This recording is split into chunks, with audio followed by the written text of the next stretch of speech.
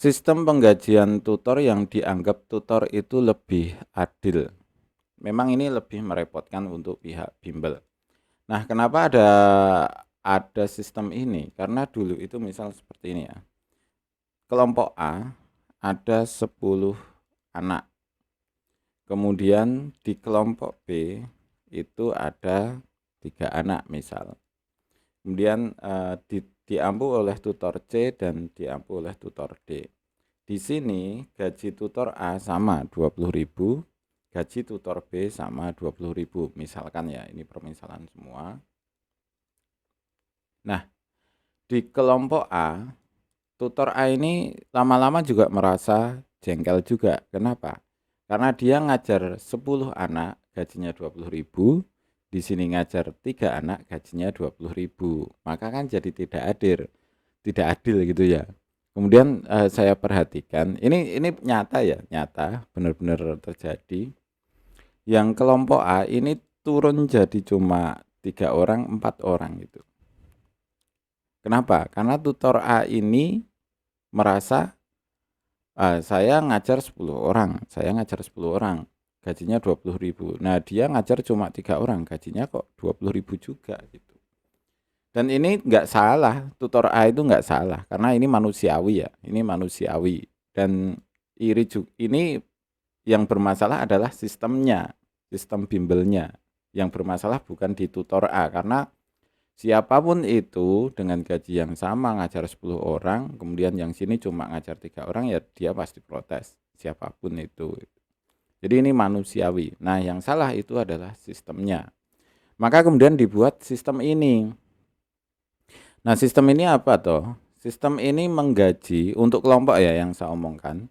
Untuk kelompok itu digaji per kepala.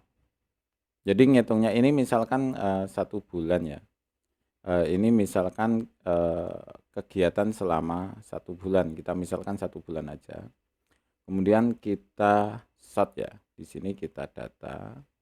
Nah, di sini ada kode ya. K itu artinya kelompok.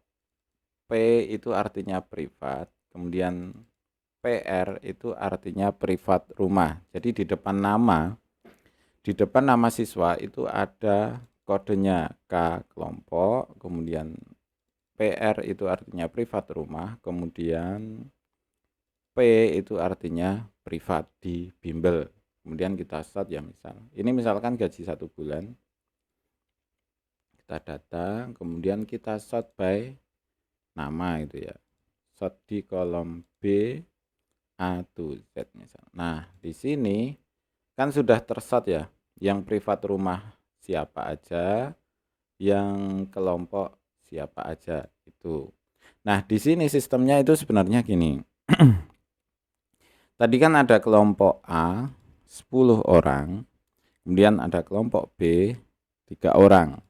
Nah, ngitungnya itu gaji tutornya itu per anaknya. Misal di sini 10 orang, gajinya per anaknya itu misalkan 3.000 gitu ya. Artinya kalau dia ngajar 10 orang, 10 kali 3.000 dapatnya berapa? 30.000. Kalau ini ngajar 3 orang, di sini kan 3.000 juga. Berarti dia dapatnya berapa? 3 kali 3.000 per kegiatan, per sesinya. Seperti itu. Jadi bukan dihitung bulanan ya. Dihitung bulanan dia ngajar 10 anak. Itu enggak. Jadi per sesi tanggal 1, misal ini tanggal 1 ya. Di sesi pertama dia ngajar 5 anak. Di sesi kedua dia ngajar 6 anak misal ya. Ini kan jumlahnya 11.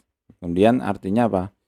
11 dikalikan 3.000 gitu. Jadi dalam 1 hari itu dapat 33.000. Kemudian tanggal 2 sesi pertama dapat 10, sesi kedua dapat 15. Artinya dapat berapa? 15 kali 3.000 dapatnya 45.000. Tanggal 3 dapatnya berapa? Misal dapat 4 siswa, yang sesi kedua dapat 12 siswa misal. Maka dapatnya berapa? 16 kali 3.000. Nah, seperti itu. Jadi dihitung sampai ke bulan sampai tanggal 30. Jadi hitungannya modelnya akhirnya seperti ini. Jadi kita punya data siswa yang diajar selama 1 bulan misalkan. Nah, ini tanggalnya beda-beda ya. Nah, kemudian setelah itu pihak bimbel atau admin itu tinggal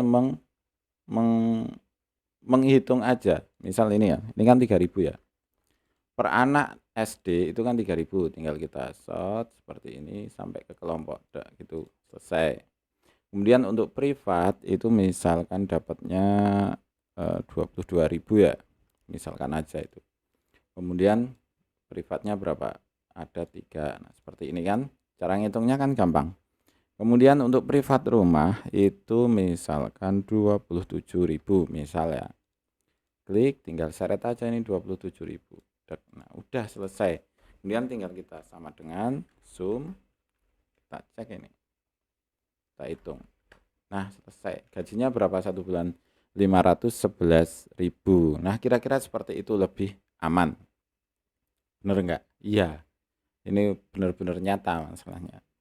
Nah, kemudian data ini didapat dari mana? Gitu kan perhitungannya. Nah, nek dicatat satu-satu ya bingung, masukin ke Excel ya pusing kan gitu. Bener enggak? Nah, data itu bisa didapatkan dari aplikasi absen bimbel di sini.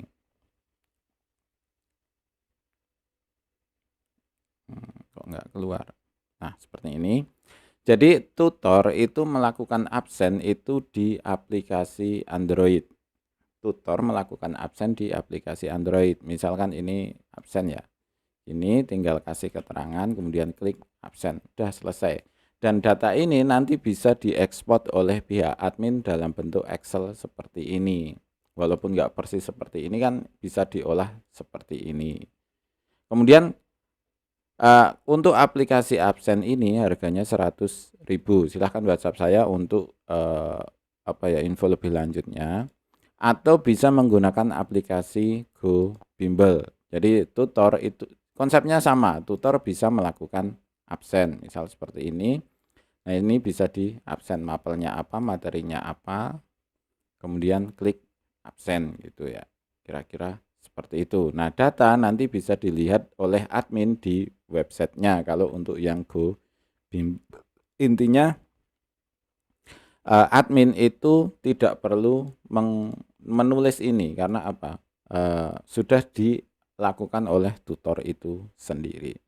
Kira-kira seperti itu. Jadi sebenarnya akhirnya nggak repot juga untuk penggajian. Nah, yang biasanya yang repot itu misal seperti ini ya, ada data kedouble, jadi ngabsen 2 kali atau sebenarnya siswanya bukan siswanya tutor itu tapi di absen. Nah, apakah tidak ada sistem yang menghandle itu? Ada. Jadi ketika ini absen, ketika tutor itu mengabsen siswa, itu sebenarnya ada WA ke orang tua.